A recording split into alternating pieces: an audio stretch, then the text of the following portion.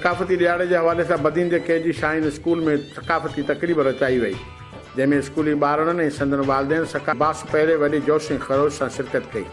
तक़रीब में ॿारनि मुख़्तलिफ़ टेबलोज़ ऐं ड्रामा पेश कया, जॾहिं त मशहूरु सिंधी लोकगीत मोर थो टिले राणा ते बहितरीन परफॉर्मेंस पेश करे वेठलनि खे झुमाए छॾियो।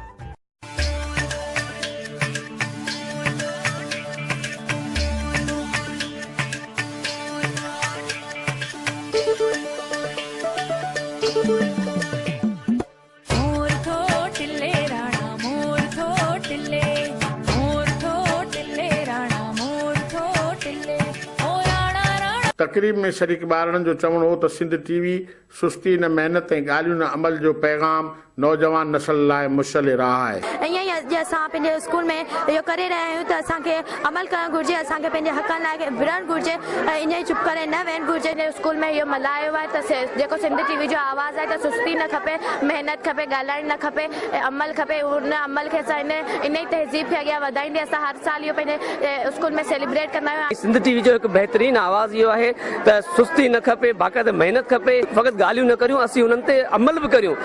जेकॾहिं अमल थींदो त इहो मैसेज जेको आहे, इहो आवाज़ सिंध टीवी वारो, इहो नस्ल बाय नस्ल जेको आहे इहो मुंतक़िल थींदो रहंदो। केजी शाहीन स्कूल में थींदड़ तक़रीब में सिंध टीवी जे 3 डिसंबर वारे आड़े में भरपूर शिरकत करे हिन ॾींहं खे ईद जो ॾींहुं करे मल्हाइण जो ऐलान कयो वियो। कैमरामैन रजब रायमू सां शकूर मेहमान, सिंध टीवी न्यूज़।